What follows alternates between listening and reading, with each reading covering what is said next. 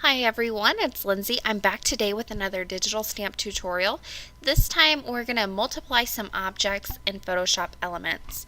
So as always, I'm starting off in Photoshop Elements and I'm going to open up a new custom size panel. I'm going to make my panel 4 inches by 5¼ inches. And then I'm going to click OK, and that will bring up my new blank project. Now I need to go to File and find my image I want to use. So I click place, I found my little birthday hippo, and I'm using the PNG. This is from Craft and Desert Divas, and I wanted to use it today, but I wanted more of those little streamers coming down around the hippo.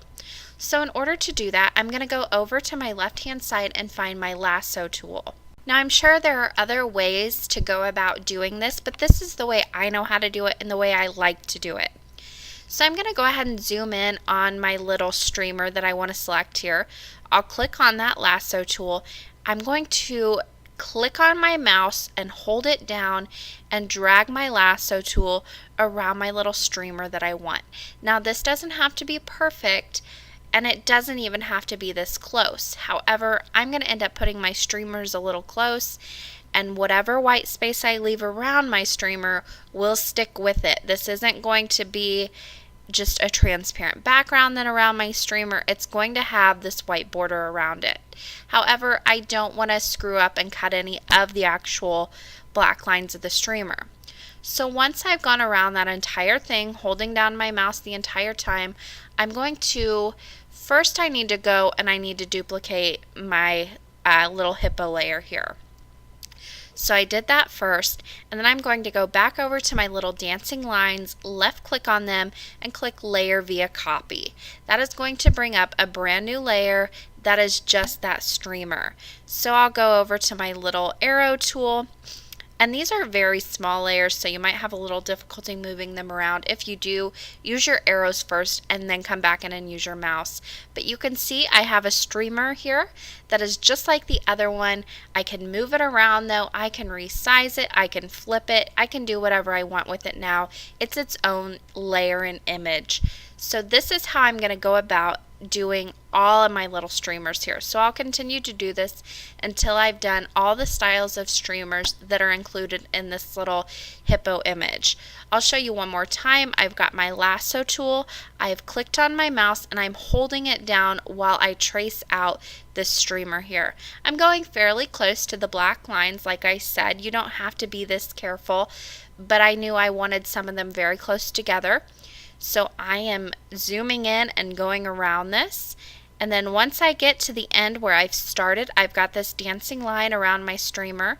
I will right click on it, and if it ever goes away like it did here on mine, just click your back button and that will bring up your dancing lines again. You can right click on them and click Layer via Copy, and then you've got a brand new streamer here that can be moved around, resized. You can do whatever you want with it.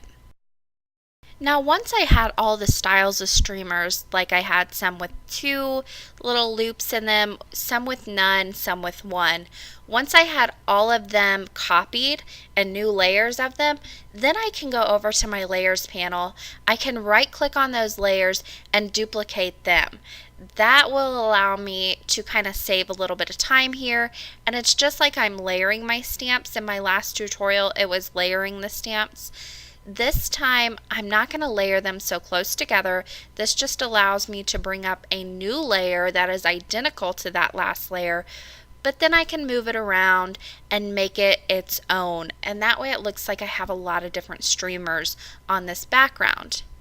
So I'm just going to continue to duplicate these layers on the right hand side now and fill up this entire background around my little birthday hippo with all different kinds of streamers. And again, it is great to remember you can always go back and move and adjust things around with your digital stamps. Nothing is permanent until you print. So now I wanted to add my sentiment, and this little birthday hippo comes with 2 sentiments. Now I'm going to be using the hippo birthday sentiment. When I click on it, both of them come up. I don't worry about that. You can go back and crop this out or use your erase tool to erase that other sentiment you don't want. However, mine hung off the edge of my paper, so I'm not even going to worry about it. It won't show up when I print out. So I'm just going to put this hippo birthday down in the bottom right hand corner. However, it's looking like it's blending in with those streamers a little bit too much. And this is what I said about nothing is permanent until you print.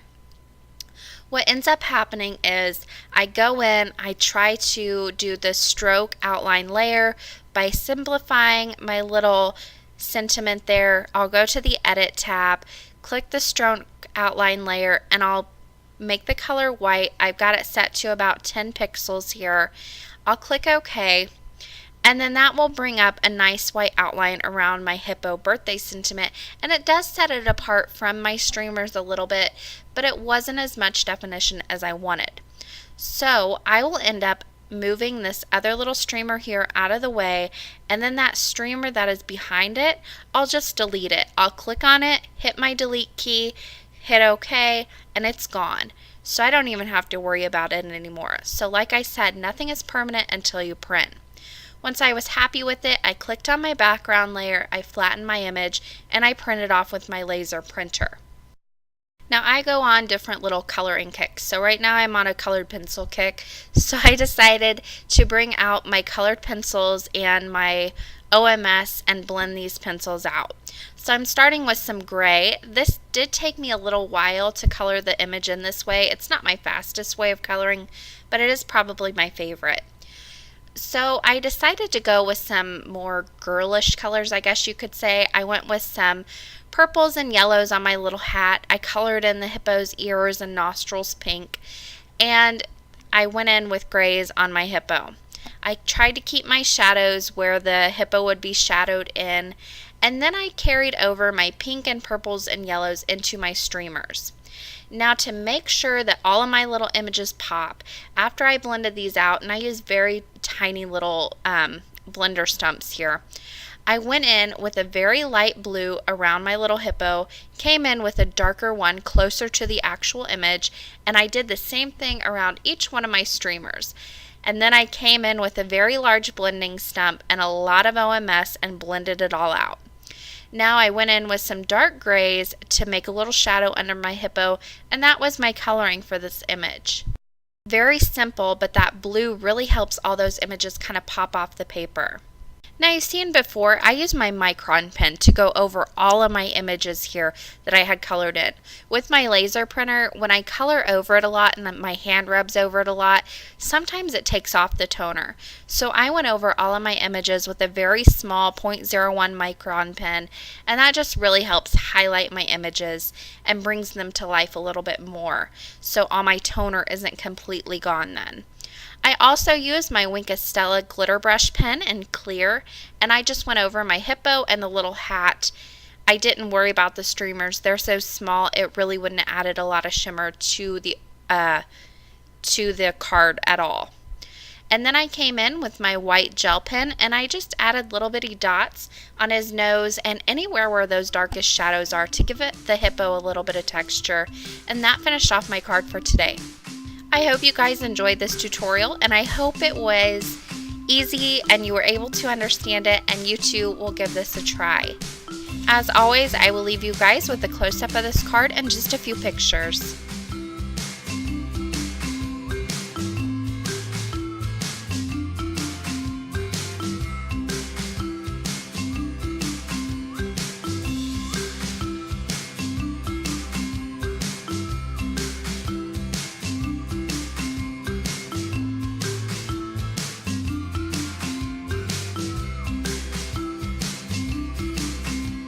For more information and the supply list, you can head to my blog craftingwhilecaffeinated.wordpress.com.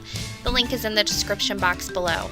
Thank you guys so much for watching today, and happy crafting!